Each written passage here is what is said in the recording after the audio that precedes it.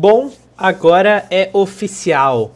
A Cadillac tem uma dupla de pilotos para a sua estreia na Fórmula 1. Meu nome é Rian Hanada, sou jornalista da RWE 360 e também do Pit Stop F1 e venho aqui falar um pouquinho do que vai ser aí essa dupla, essa notícia que chegou na manhã, né, na madrugada praticamente dessa terça-feira.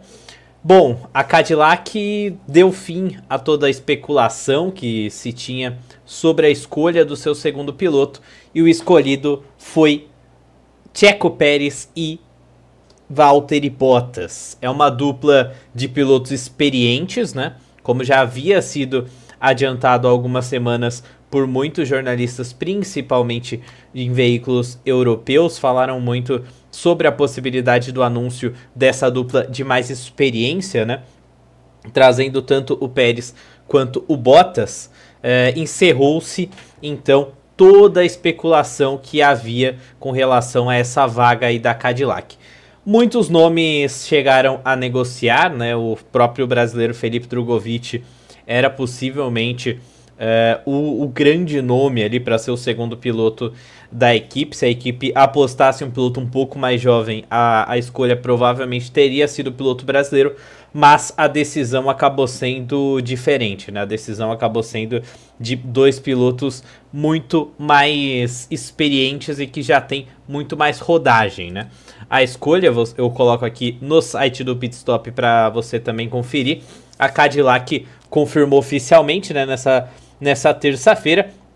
E aí a gente começa a ver umas coisas, alguns pontos interessantes, né? O primeiro escolhido, obviamente, Sérgio Checo Pérez aqui, que tá desde que em 2025, decidiu dar uma pausa ali na carreira. Ele não negociou com nenhuma equipe depois da saída da Red Bull do ano passado. Ele que tinha até contrato para essa temporada com a Red Bull, ele cumpre esse contrato sem pilotar. Ele continuou recebendo durante esse ano da Red Bull, mas foi ali, entre aspas, afastado, né, do seu cargo, que o Liam Lawson assumiu, e depois o Yuki Tsunoda ficou no lugar. Aí acabamos tendo o Checo um ano fora, né? E aí ele completamente afastado das pistas, negociou e fechou com a Cadillac para a próxima temporada. Um piloto muito experiente, um piloto que rendeu muito com carros ruins.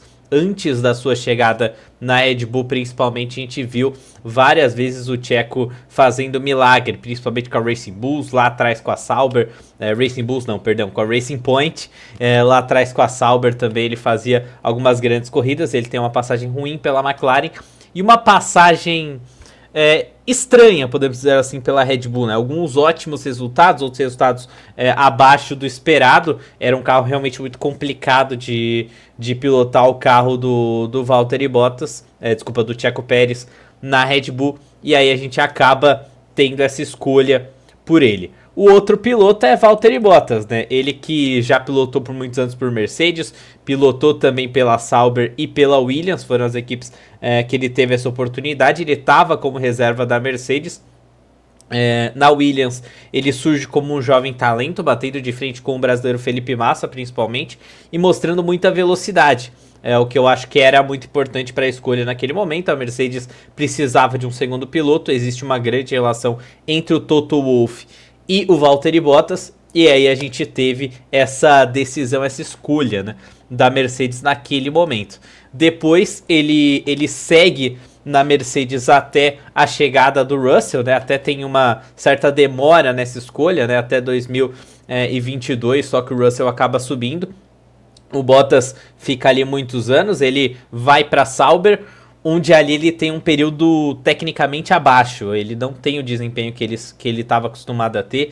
Ele tem muita dificuldade de conseguir performar. Ele chegou num momento ali onde ele estava num ritmo parecido com o Guan Yu Zhou, que era seu companheiro de equipe, e tecnicamente o Bottas deveria ter um desempenho bem superior ao Zhou, né? O que infelizmente pro piloto finlandês não foi o caso. Ele até ganhou do Zhou na última temporada, mas era uma temporada onde o Zhou foi ter uma atualização já só na reta final. Todas as atualizações foram só pro Bottas, então foi uma temporada ali meio esquisita. E o Bottas ficou então nesse nesse limbo, foi contratado novamente pela Mercedes como um segundo piloto, um piloto de teste ali.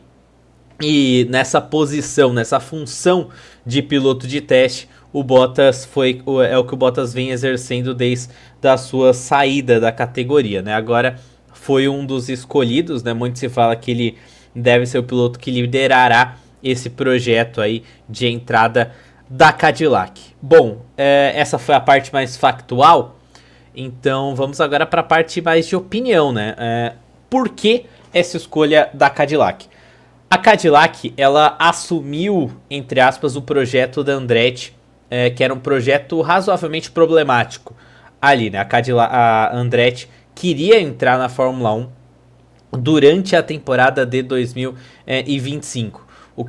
No início, aliás, da temporada de 2025. O que seria uma loucura, né? Porque a Andretti queria entrar no último ano de um regulamento. O que não faria muito sentido. Teria construído um carro e jogaria, entre aspas, todo esse projeto fora para a temporada que vem, para 2026, além de ter todos os problemas de desenvolvimento.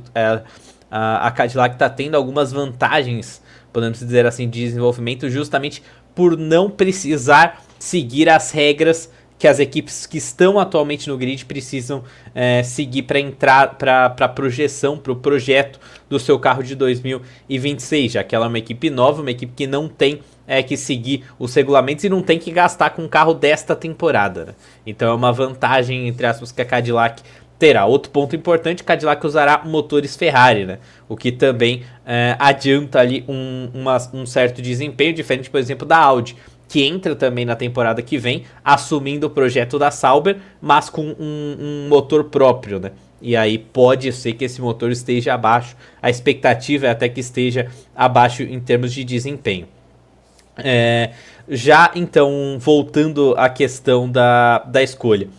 São dois pilotos extremamente experientes, dois pilotos que sabem dirigir carros ruins, dois pilotos que têm seus altos e baixos ali na carreira.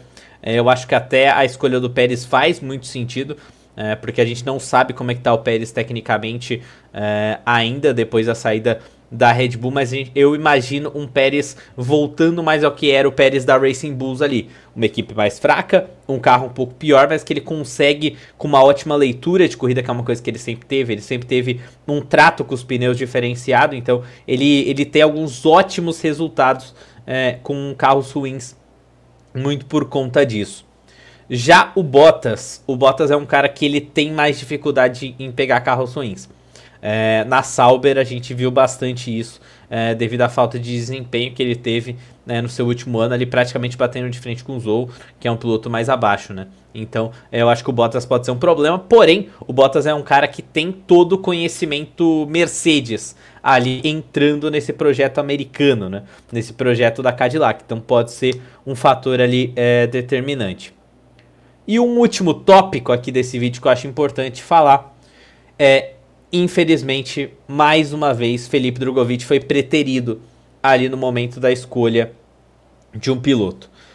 O Drugovich é um cara que foi campeão da Fórmula 2 no seu terceiro ano, o que é uma coisa que acabou pregando contra ele ali. Ele tem um primeiro ano muito bom na Fórmula 2, o segundo ano ele vai para uma equipe maior e sofre. Nessa equipe maior ele tem dificuldades. Nessa equipe, volta para a equipe, para a MP, que é uma equipe mais fraca, e na última temporada ele destrói a temporada, ele faz uma excelente temporada, é campeão, talvez o campeão de Fórmula 2 mais dominante dessa era moderna da Fórmula 2, né? Bom, ele escolhe a Aston Martin como piloto de teste, e ele não tem nenhuma possibilidade ali. Ele participa de muitos treinos, ele tem uma boa quilometragem de pista, mas as oportunidades não chegam como talvez ele esperasse e muitos de nós esperávamos também. Ele chegou a negociar com a Cadillac é uma equipe... ele conhece a Cadillac, ele nunca foi piloto Cadillac, isso foi uma coisa que acabou muita gente confundindo. Ele nunca foi piloto Cadillac na WEC nem na IMSA. Ele é convidado da Cadillac a disputar algumas corridas dessas categorias. Então, por isso ele tinha já uma relação com a Cadillac, sim. E por isso ele foi um dos especulados ali nessa função. Infelizmente para o Brasil, infelizmente para o Drugovich, ele não foi o escolhido no final. E cara, ele precisa correr, mesmo que não seja de Fórmula 1, ainda existe uma possibilidade de Alpine, mas eu acho improvável neste momento. Eu acho que o Flávio Briatore tem alguns pilotos ali na fila antes dele, o próprio Mick Schumacher, que também era especulado para essa vaga, pode ser uma opção. Tem outros pilotos ali que podem entrar. Eu acho improvável que seja o Drugo, infelizmente. Torço para que seja, mas eu acho improvável. O Drugovich precisa seguir seu caminho. Ele pode até continuar sendo um piloto reserva da Aston Martin. É importante para ele ter quilometragem de Fórmula 1. É importante para ele se manter razoavelmente perto desse sonho. Mas ele precisa correr.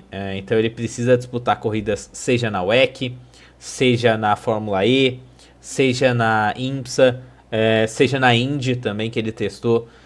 Ele é um cara que as poucas corridas que ele fez nesse período, principalmente as duas últimas, né, na Fórmula E que ele rodou, ele participou de uma rodada dupla em Berlim, foram muito boas. Então, cara, ele é um cara que tem muito talento e ele ficou, entre aspas, de escanteio nesse mercado. Ele aconteceu algo parecido com o que aconteceu com o Nick De Vries, por exemplo.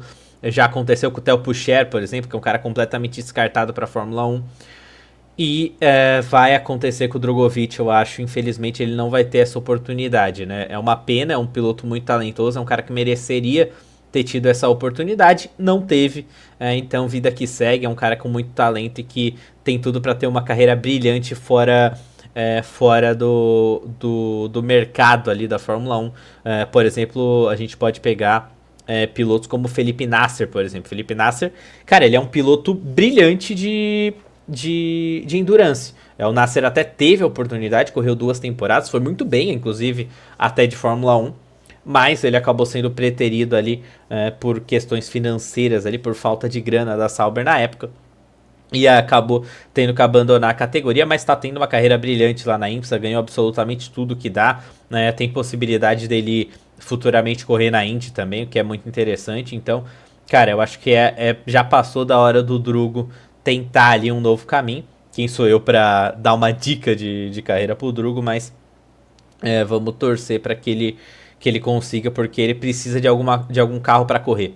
Eu acho que é o fundamental para a sequência de carreira do Felipe Drugovich, e onde ele tiver, acho que o público brasileiro vai estar apoiando ali, independente dele ser injustiçado ou não nesse mundo da Fórmula 1. Então é isso, né? Essa foi a análise. Eu convido vocês a acessarem o site F1 Pitstop BR, tá passando aqui embaixo também. Convido vocês a seguirem o Instagram tanto da RWE quanto do Pitstop, RWE360 oficial e F1 Pitstop BR no Instagram.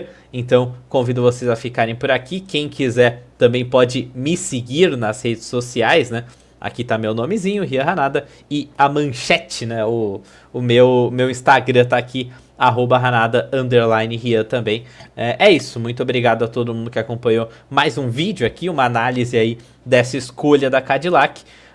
Talvez não tenha sido a melhor das opções, mas é uma opção, acho que coerente ali com o momento da Cadillac, que precisa de 2 pilotos experientes para poder ali fazer para poder fazer essa transição, essa chegada a Fórmula 1 principalmente. Então valeu a todo mundo que acompanhou mais um vídeo por aqui. Valeu e até a próxima.